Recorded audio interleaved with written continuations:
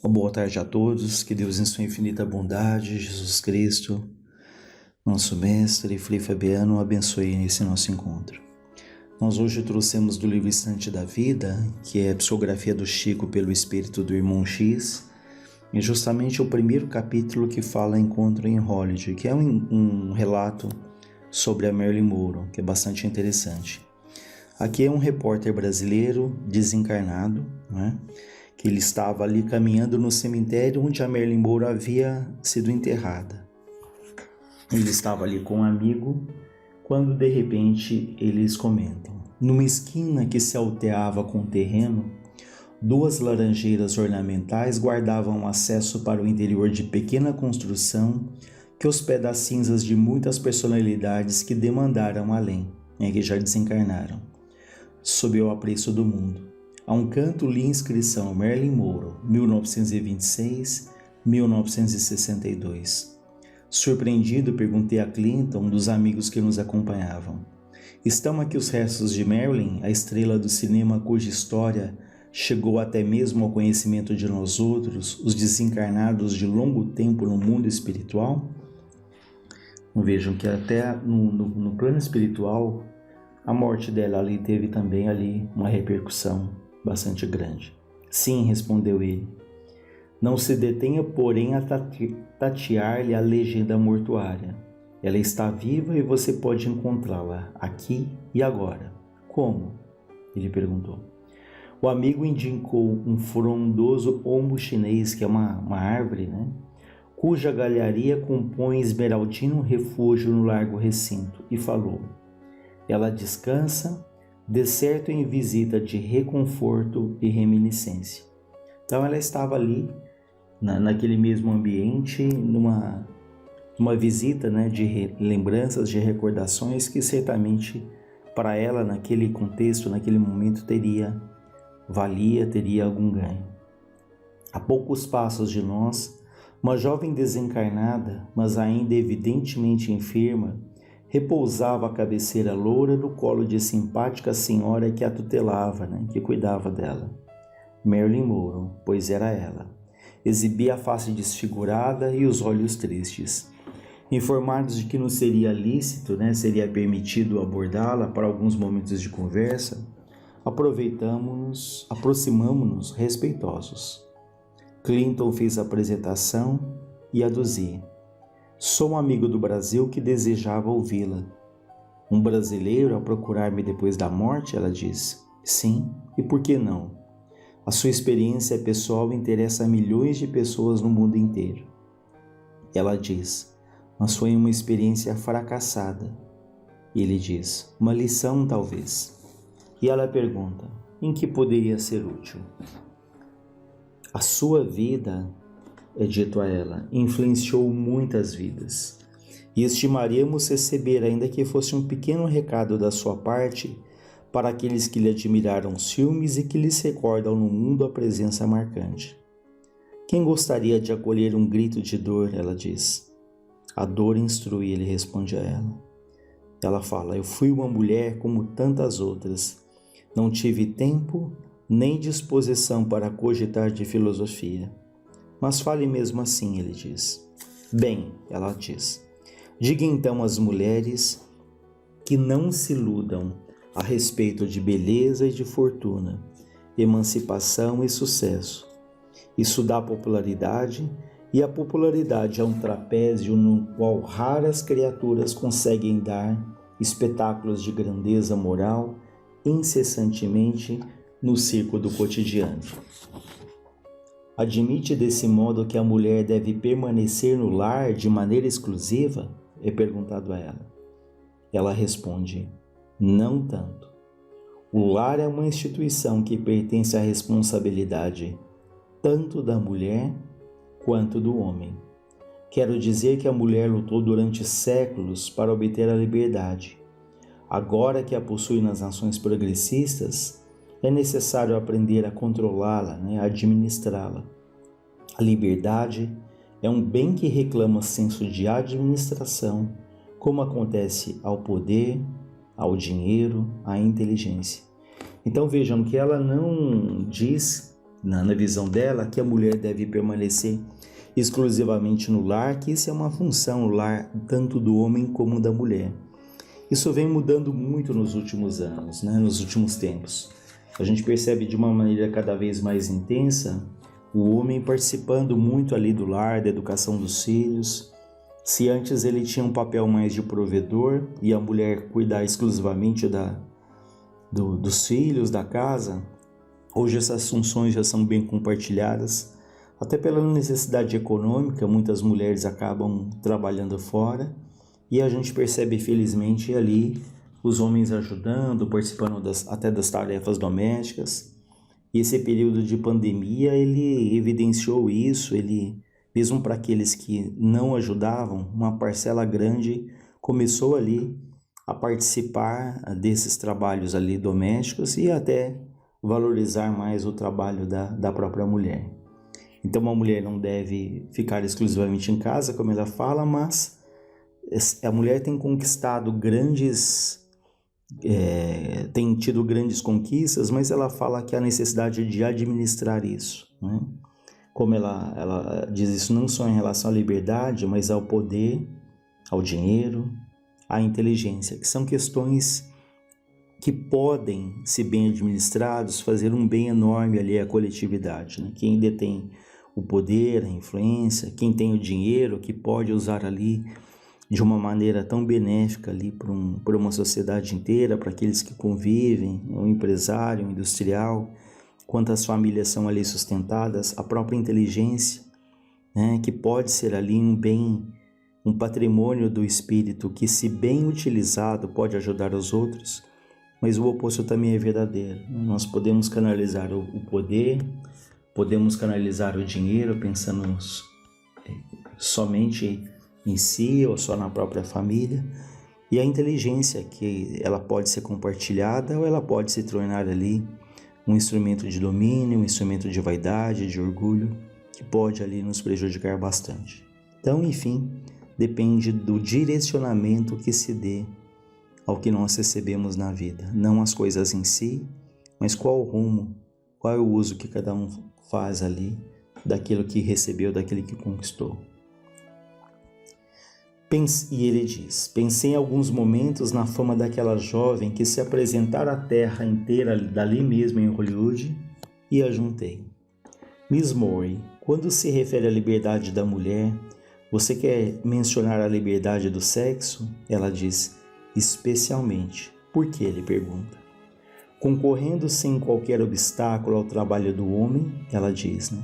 A mulher, de modo geral, se julga com direito a qualquer tipo de experiência e com isso, na maioria das vezes, compromete as bases da vida. Então, nessa corrida para se igualar em tudo ao homem, ela fala que o risco da mulher ali se dar o direito de passar por qualquer experiência, muitas vezes que não serão saudáveis, né? Agora que voltei para a espiritualidade, eu compreendo que a reencarnação é uma escola com muita dificuldade de funcionar para o bem, toda vez que a mulher foge à obrigação de amar nos filhos, a edificação moral a que é chamada. Então ela aqui reforça o quanto a mulher é importante ali dentro da família, né? O quanto a mulher a sensibilidade feminina é de extrema importância, né, na educação dos filhos, né, no equilíbrio do lar. Então, como ela diz antes, nem sempre a mulher fica em casa, muitas vezes no mundo de hoje há essa necessidade, né? Mas é reforçado aqui o quanto o papel da mulher é importante também ali, sobretudo junto aos filhos, que por mais que o homem ajuda, e hoje isso tem se ampliado cada vez mais, mas essa sensibilidade feminina, isso é muito peculiar à mulher, extremamente importante ali no equilíbrio, na condução de um lar. E ela diz, o sexo ele pode ser comparado à porta da vida terrestre, um canal de renascimento e renovação, capaz de ser guiado para a luz ou para as trevas, conforme o rumo que se lhe dê. Então, mais uma vez, esse conceito aqui é repetido, de que, assim como foi falado antes do poder, né, da riqueza, da inteligência. Igualmente o sexo ele pode ser uma porta de renovação, né? A gente sabe que é uma força espiritual, de criatividade, de estímulo tão importante ali no casal, mas quando mal conduzido, quando há ali a promiscuidade, né, são situações que podem ter ali o efeito oposto, né? Por isso ela fala que ele pode ser guiado para a luz ou para as trevas, conforme o rumo que se lhe dê. E ela continua dizendo: eu não tenho expressões para falar sobre isso com o esclarecimento necessário. Lembrem que ela está ainda num período de recuperação. No entanto, eu proponho-me a afirmar que o sexo é uma espécie de caminho sublime para a manifestação do amor criativo no campo das forças físicas e na esfera das obras espirituais. E se não for respeitado por uma sensata administração dos valores de que se constitui, vem a ser naturalmente tumultuado pelas inteligências animalizadas que ainda se encontram nos níveis mais baixos da evolução. Então, uma vez mais ela fala da canalização para o sexo, né, com equilíbrio, com bom senso, né, porque ele pode ser tumultuado, como ela fala, por essas inteligências animalizadas, até por espíritos já desencarnados, que ainda se encontram nessa faixa de desequilíbrio e que podem até mentalmente se unirem aos nossos pensamentos aqui. Por isso, todo cuidado com aquilo que nós lemos, com aquilo que nós ouvimos, com aquilo que nós desejamos, né? Porque os nossos pensamentos, eles atraem pensamentos semelhantes, pensamentos afins. Então, o equilíbrio atrai equilíbrio. Desequilíbrio atrai naturalmente o desequilíbrio. Então, a importância daquilo que nós nos alimentamos, né? Daquilo que chega ali ao nosso pensamento, né? Dos filmes que nós vemos. Então, são os cuidados ali para que ele seja canalizado da maneira mais equilibrada, mais saudável, né? Como foi dito, é uma fonte ali de alimento físico e espiritual também. Miss Moran, ele diz: devo asseverar-lhe, não sem profunda estima por sua pessoa, que o suicídio não lhe alterou a lucidez. Lembra que há uma ideia muito corrente de que ela teria se suicidado, né? E ela diz: a tese do suicídio não é verdadeira como foi comentada. Os vivos falam sobre os mortos o que lhes vem à cabeça, sem que os mortos lhe possam dar a resposta devida, ignorando que eles mesmos, os vivos, se encontrarão mais tarde diante deste mesmo problema. A desencarnação, a morte, me alcançou através de um tremendo processo obsessivo. Em verdade, na época, eu me achava sob profunda depressão. Desta maneira, desde menina, sofri altos e baixos em matéria de sentimento, e por não saber governar a minha liberdade, depois de noites horríveis, nas quais me sentia desvairar por falta de orientação e de fé, ingeri, quase semi-inconsciente, os elementos mortíferos que me expulsaram do corpo, na suposição de que eu tomava uma simples dose de pílulas mensageiras do sono. Então vejam que quando ela morreu, nesse processo de depressão enorme que ela se encontra, e aqui ela acrescenta, além da depressão, um processo obsessivo, a intenção dela era tomar pílulas, né, ali barbitúricos, no intuito de quê? De dormir, esquecer ali os problemas dela. Então ela não tinha uma intenção direta de aniquilar a própria vida, mas de tomar ali algo que a fizesse dormir rapidamente. E com isso ela é considerada o quê? Um suicida indireta, né? Um suicida indireto. Por quê? É aquele que não tem a intenção de se matar, não é aquele que se joga de um lugar, que se enforca, mas é aquele que toma uma atitude que antecipa o retorno para a vida espiritual. né? Então há uma parcela de responsabilidade grande também, mesmo nesse caso em que há um suicídio indireto, em que ela abrevia a própria vida. E ele pergunta: conseguiu dormir na grande transição, né, no momento ali da passagem da morte? Ela responde: de modo algum. Quando minha governanta bateu a porta do quarto, inquieta ao ver a luz acesa, acordei às súbitas da sonolência que me confiara, sentindo-me duas pessoas a um só tempo. Então vejam que a governanta bate na porta, havia ali, né, já morta, mas ela continua viva, né? Tanto que ela vê duas pessoas, sentindo-se duas pessoas ao mesmo tempo. Gritei apavorada, sem saber de imediato identificar-me, porque eu lograva, né, desejava mover-me, falar ao lado daquela outra forma, a vestimenta carnal que eu largara. Então ela tentava se mover, ela tentava falar, né, e não conseguia naturalmente mover porque ela já estava morta, já tinha ali, o corpo já tinha passado pelo processo ali final, né? Infelizmente para mim, o aposento abrigava alguns malfeitores desencarnados, que mais tarde vinha saber que me dilapidavam as energias. Acompanhei com indescritível angústia o que se seguiu com meu corpo inerme. Entretanto, isso faz parte de um capítulo do meu sofrimento que eu peço permissão para não relembrar. Então ela pede para não entrar em detalhes, mas ela deixa claro que ali no aposento, no quarto, haviam espíritos obsessores que ali dilapidavam, né? Que se valiam das últimas energias que ela tinha. Porque lembra que ela, nesse caso do suicídio, seja o suicídio direto ou indireto, não estava prevista ali uma morte naquele momento. Então ela ainda trazia essas energias. Imaginemos numa morte natural, que é como se fosse uma vela, que ela gradativamente vai apagando, apagando, até que a chama se apaga totalmente.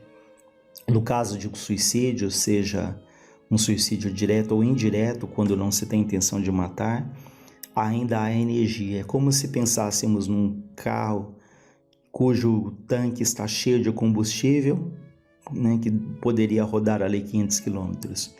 Se eu rodo só 250, ainda tem energia naquele tanque, né? É isso, a gente pode pensar ali de uma maneira até um pouco grosseira nessa questão daquele que se suicida. Ele ainda mantém ali energia que ainda não foi consumida. E aí, perguntado para ela: mas poderia nos explicar por que teria experimentado essa agudeza de percepção? Por que ela percebeu tão claramente aquela situação? Justamente no instante em que a morte, de modo comum, traz anestesia e repouso. Então, muitos casos de uma morte natural, ali o repouso, a anestesia, né? Os espíritos amorosos nos ajudam nessa passagem, dependendo sempre, claro, do nosso merecimento, da nossa necessidade, das nossas conquistas. E aí ela fala: olha, efetivamente, eu não tinha intenção de fugir da existência, mas no fundo estava em cursa no suicídio indireto. Malbaratar minhas forças, né? Desperdiçar as minhas forças em nome da arte, entregando-me a excessos que me arrasaram a oportunidade de elevação.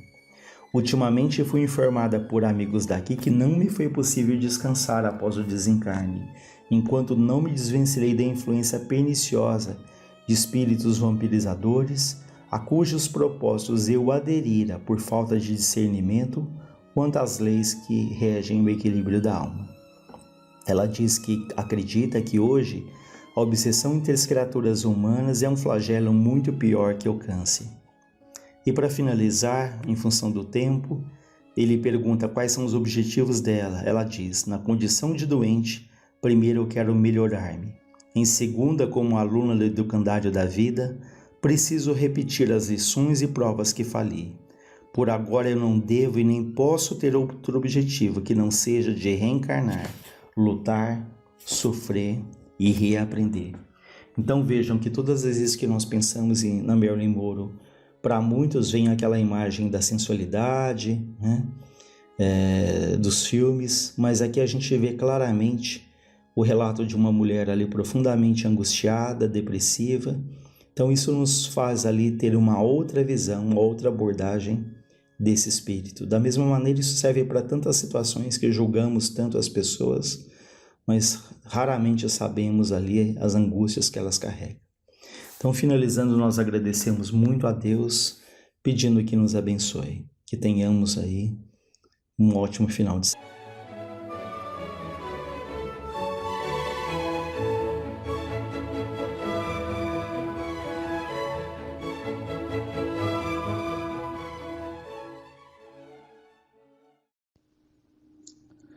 Boa noite a todos. Quando tudo nos leva a compreender que o que nos falta é amor, é desenvolvermos a nossa capacidade de amar a Deus, ao próximo e a nós mesmos. Vamos então buscar um texto sobre o amor no livro Depois da Morte de Leon Denis, cujas palavras em forma de prosa soam aos nossos ouvidos como uma poesia. O amor é a celeste atração das almas e dos mundos, a potência divina que liga os universos, governa-os e fecunda. O amor é o olhar de Deus. Não se designe com tal nome a ardente paixão que atiça os desejos carnais. Esta não passa de uma imagem, de um grosseiro simulacro do amor. O amor é o sentimento superior em que se fundem e se harmonizam todas as qualidades do coração. É o coroamento das virtudes humanas, da doçura, da caridade, da bondade. É a manifestação na alma de uma força que nos eleva acima da matéria, até alturas divinas, unindo todos os seres e despertando em nós a felicidade íntima que se afasta extraordinariamente de todas as volúpias terrestres. Amar é sentir-se viver, em todos e por todos. É consagrar-se ao sacrifício até a morte, em benefício de uma causa ou de um ser. Se quiserdes saber o que é amar, considerai os grandes vultos da humanidade e, acima de todos, o Cristo, o amor encarnado. O Cristo, para quem o amor era toda a moral e toda a religião. Não disse ele, amai os vossos inimigos? Por estas palavras, o Cristo não exige da nossa parte uma afeição que nos seja impossível, mas sim a ausência de todo ódio, de todo desejo de vingança, uma disposição sincera para ajudar nos momentos precisos aqueles que nos atribulam, estendendo-lhes um pouco de auxílio. Uma espécie de misantropia, de lassidão moral, por vezes afasta do resto da humanidade os bons espíritos. É necessário reagir contra essa tendência para o insulamento. Devemos considerar tudo o que há de grande e belo no ser humano. Devemos recordar-nos de todos os sinais de afeto, de todos os atos benévolos de que temos sido objeto. Que poderá ser um homem separado dos seus semelhantes, privado da família e da pátria? Um ente útil e desgraçado. As suas faculdades estiolam-se, suas forças se enfraquecem, a tristeza invade-o. Não se pode progredir isoladamente. É imprescindível viver com os outros homens, ver neles companheiros necessários. O bom humor constitui a saúde da alma. Deixemos o nosso coração abrir-se às impressões sãs e fortes. Amemos para sermos amados. Se nossa simpatia deve abranger a todos os que nos rodeiam, seres e coisas, a tudo que nos ajuda a viver e mesmo a todos os membros desconhecidos da grande família humana, que amor profundo e inalterável não devemos aos nossos genitores, ao Pai, cuja solicitude manteve a nossa infância, que por muito tempo trabalhou em aplanar a rude vereda da nossa vida, a Mãe, que nos acalentou e nos reaqueceu em seu seio, que velou com ansiedade os nossos primeiros passos e as nossas primeiras dores. Com que carinhosa dedicação não deveremos rodear-lhes a velhice, reconhecer-lhes o afeto e os cuidados assíduos? À pátria também devemos o nosso concurso e o nosso sacrifício. Ela recolhe e transmite a herança de numerosas gerações que trabalharam e sofreram para edificar uma civilização de que recebemos os benefícios ao nascer. Como guarda dos tesouros intelectuais acumulados pelas idades, ela vela pela sua conservação, pelo seu desenvolvimento e, como mãe generosa, os distribui por todos os seus filhos. Esse patrimônio sagrado, ciências e artes, leis, instituições, ordem e liberdade, todo esse acervo produzido pelo pensamento e pelas mãos dos homens, tudo que constitui a riqueza, a grandeza, o gênio da nação, é compartilhado por todos. Saibamos cumprir os nossos deveres para com a pátria, na medida das vantagens que a oferimos. Sem ela, sem essa civilização que ela nos lega, não seríamos mais que selvagens. Veneremos a memória desses que têm contribuído com suas vigílias e com seus esforços para reunir e aumentar essa herança. Veneremos a memória dos heróis que têm defendido a pátria nas ocasiões críticas, de todos estes que têm, até a hora da morte, proclamado a verdade, servido a justiça e que nos transmitiram, tingidas pelo seu sangue, as liberdades, os progressos que agora gozamos. O amor profundo como o mar, infinito como o céu, abraça todas as criaturas. Deus é o seu foco. Assim como o sol se projeta sem exclusões sobre todas as coisas e reaquece a natureza inteira, assim também o amor divino vivifica todas as almas. Seus raios, penetrando através das trevas do nosso egoísmo, vão iluminar com trêmulos clarões os recônditos de cada coração humano. Todos os seres foram criados para amar. As partículas da sua moral, os germes do bem que em si repousam, fecundados pelo foco supremo, expandir-se-ão algum dia, florescerão até que todos sejam reunidos numa única comunhão do amor, numa só fraternidade universal. Quem quer que sejais, vós que ledes estas páginas, sabei que nos encontraremos algum dia, quer neste mundo, nas existências vindouras, quer em esfera mais elevada ou na imensidade dos espaços. Sabei que somos destinados a nos influenciarmos no sentido do bem, a nos ajudarmos na ascensão comum.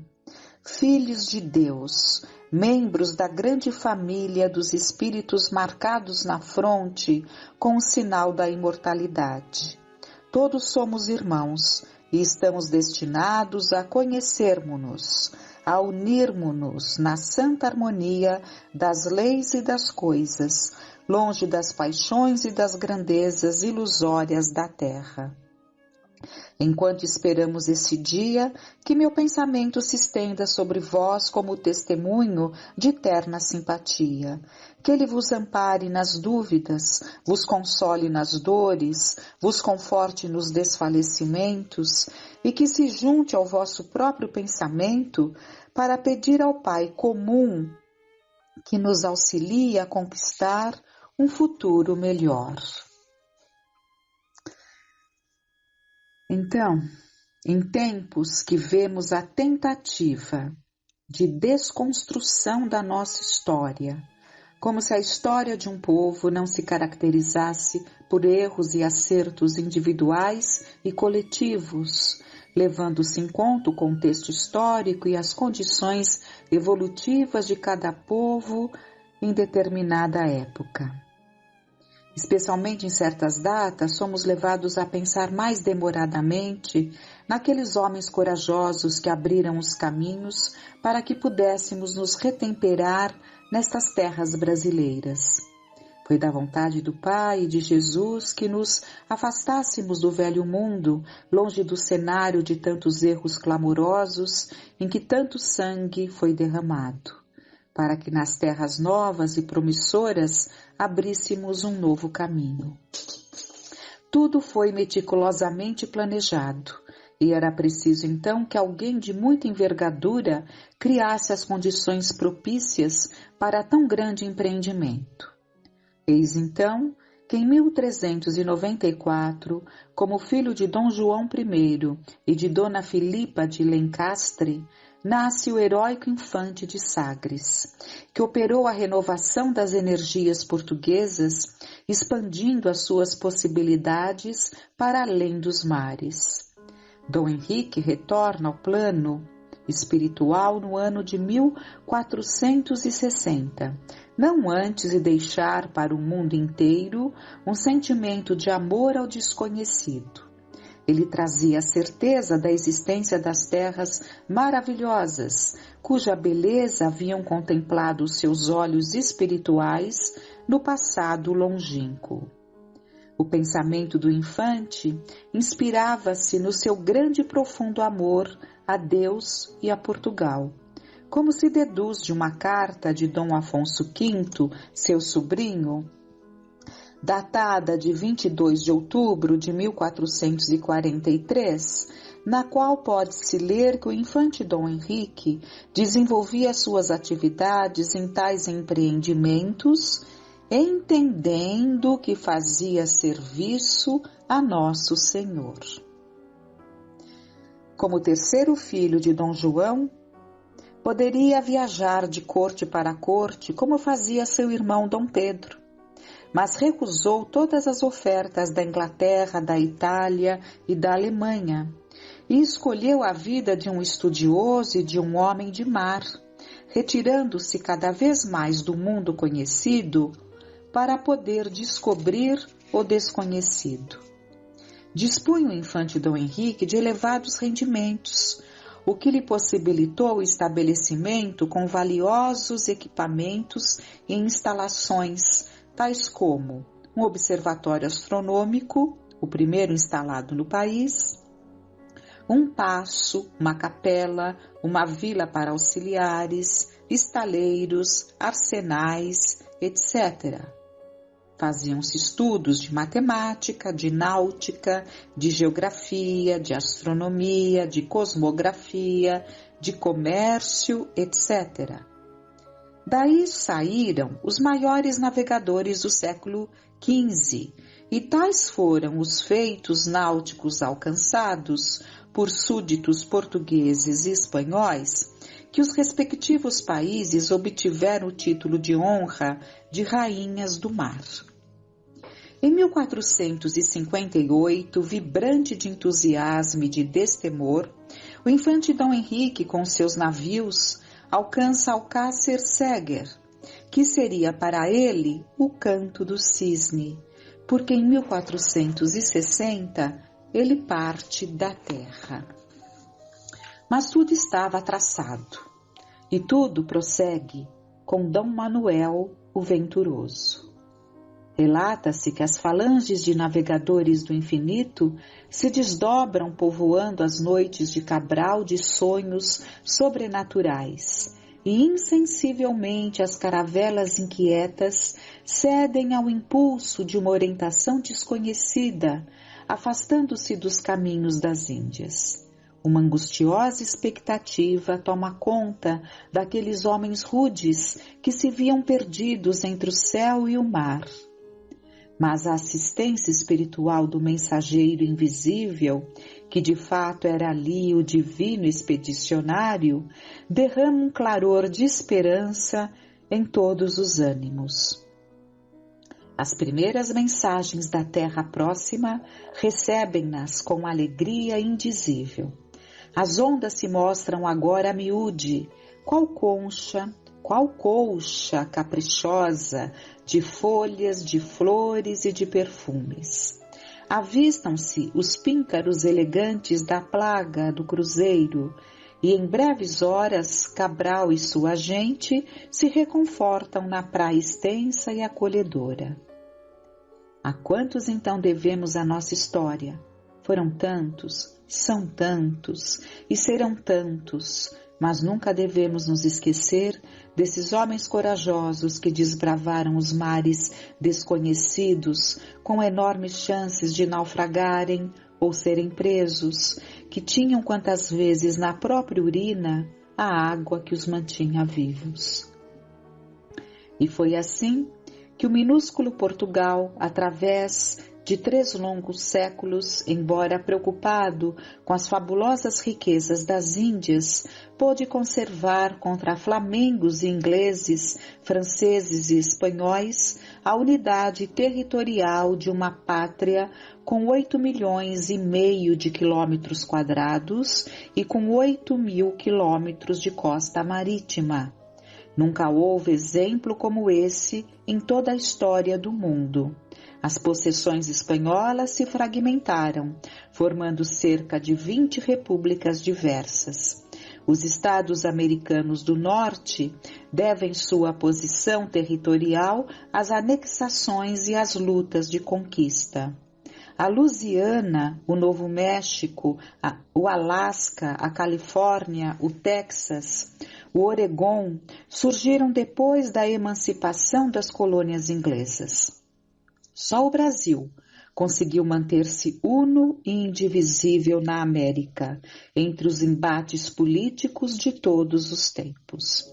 É que a mão do Senhor se alça sobre a sua longa extensão e sobre as suas prodigiosas riquezas. O coração geográfico do orbe não se podia fracionar. O elemento indígena foi chamado a colaborar na edificação da pátria nova.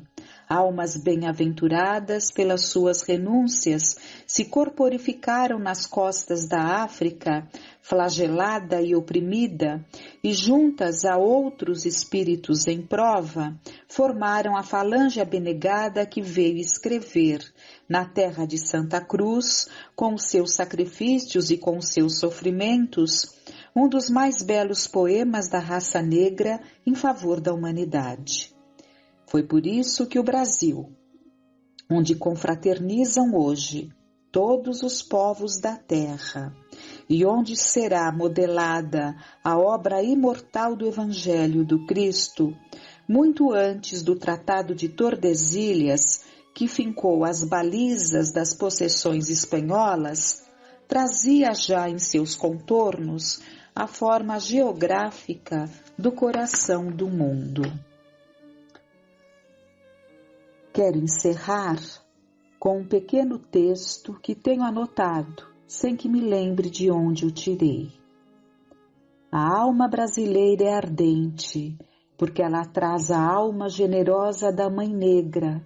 Ela traz o espírito gentil do negro velho, que muitas vezes, tendo nos braços o filho do homem branco, chorava de saudade os filhos que deixou nas terras longínquas de Angola ou de Cabinda ou da Guiné, mas com uma grande ternura pelo filho que lhe estava nas mãos.